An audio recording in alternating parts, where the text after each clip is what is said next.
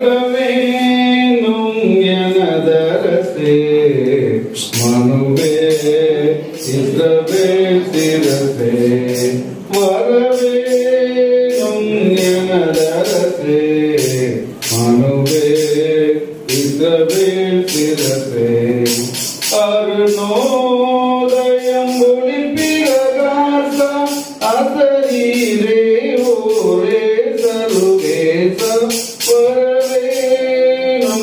எனதரசே மனுவேல் இஸ்ரவேல் சிரசே வேதா கருணாகரா மெய்ஞான பராபரா ஆதாரதிநாதரா அன்பான சகோதரா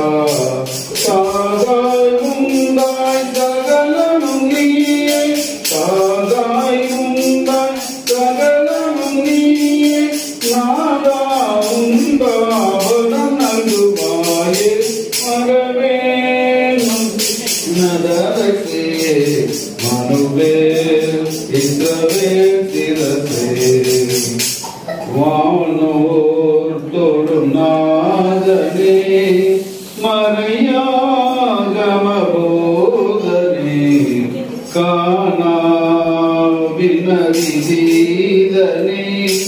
கலிகேய வினோதனே ஞானாகரமே நடுநிலையோமா ஞானாகரமே நடுநிலையோமா நன்வா உனது நன்மையின் மகளே வரவேணும் எனதரசே மனுவேல் இஸ்ரவேல் சிரசே.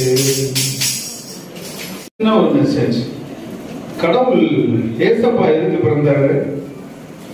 சின்ன பிள்ளைங்க சொல்லுங்க, எதுக்காக பிறந்தார்? எதுக்காக பிறந்தார்? தெரியலன்னா நம் பாவங்களை ரட்சிப்பதற்காக மனித சாயலாக பிறந்தார். எங்க பிறந்தார்? மாட்டு தொழுவத்தில். சரி, இயேசு பிறந்த செய்திய யாருக்கு ஃபர்ஸ்ட் அறிவிக்கப்பட்டாங்க? யாருக்கு ஃபர்ஸ்ட் அறிவித்தார்கள்? தெரியலையா? மெய்ப்பர்கள். யாருக்கு? மெய்ப்பர்கள். ஏன் மெய்ப்பர்களுக்கு அறிவிச்சாங்க அப்படின்னா, அவங்க எங்க இடம் கிடைக்குதோ அங்க படுத்துக்குவாங்க. மிக தாழ்மையா இருந்தவர்கள். அதனால தாழ்மையா இருக்கிற இடத்தில் கடவுள் தெரிந்து கொண்டார். ஆகவே ஃபர்ஸ்ட் செய்தி மெய்ப்பர்கள். அந்த செய்தி அப்பதான் என்ன ஆகும்னா எல்லாத்துக்கும் போய் சேரும். சரிங்களா? அப்ப மெய்ப்பர்கள் மூலமாக இயேசு பிறந்தாருங்கிற செய்தியை சொன்னாங்க. அப்ப இதுல இருந்து என்ன தெரியுதுன்னா, நாம் தாழ்மையாக இருக்க வேண்டும். என்ன இருக்கணும்? தாழ்மையா இருக்கணும். அடுத்த காரியம் வந்து பாத்தீங்கன்னா, இப்ப இருக்க ஜெனரேஷன் பிள்ளைங்கள்லாம் எல்லாம் தெரிந்த மாதிரி பேசுறாங்க. எப்படின்னா, எனக்கு தெரியும் போமா, வாய மூடுமா, சரியா? திட்டக்குடியில் என்ன சொன்னோம் அதே தான் இங்கேயும் சொல்றோம். எங்க கல்லூரியில இப்ப பேரண்ட்ஸ் மீட்டிங் வச்சோம். பெரிய பெரிய அண்ணனங்களோட பேரண்ட்ஸ் என்ன சொல்றாங்க? உங்க வாய் மூடுமா, உங்களுக்கு ஒன்றும் தெரியாது, இதான் சொல்றாங்க. அதனால ரெண்டாவது காரியம் என்ன பண்ணோம்? கீழ்ப்படியணும். ஏசப்பா யாருக்கு கீழ்ப்படிச்சாரு? அவங்க அப்பா அம்மாவுக்கு கீழ்ப்படிந்தாரு. அதனால நம்மளும் என்ன பண்ணோம்? கீழ்ப்படிய வேண்டும். என்ன பண்ணோம்? கீழ்ப்படி. அடுத்து இரக்கம் செய்ய வேண்டும். அடுத்து என்ன செய்யணும்? இரக்கம் செய்யணும். அடுத்தவங்க வந்து கஷ்டப்படுற போது நாம் இரக்கப்பட்டு அவங்களுக்கு ஹெல்ப் பண்ணணும். ரைட்டுங்களா? சரி, எங்க கல்லூரியில யாரா வேலை செய்யலன்னு வச்சுங்க, அவங்களை திட்ட மாட்டாங்க. வேலை செய்யாமையே இருக்கணும், அதான் பனிஷ்மெண்ட். எப்படி? வேலை செய்யாமையே இருக்கணும். வருவாங்க, சேர்ல உட்காருவாங்க, போயிட்டே இருப்பாங்க. இத மாதிரி எத்தனை வருஷம் இருப்பீங்க? முடியாது. அதனால அவர்களாக இறக்கப்பட்டு, சரி போ, 1 month 2 month கழிச்சு இந்த வேலையை திரும்ப கொடுப்பாங்க. எதுக்கு செய்யறாங்க அப்படின்னா, நம்ம என்ன பண்ணோம்? செய்த தவறுகளை என்ன பண்ணோம்? ஏத்துக்கணும், மனம வந்து ஏத்துக்கணும். சரிங்களா? அடுத்தவர்கள் மீது இரக்கம் காட்டுறதுனாலதான் அந்த மாதிரி பணிகள்ல உங்களுக்கு ரிலாக்ஸேஷன் கிடைக்குது. அப்ப உள்ளது மாதிரிலாம் இப்ப கிடையாது.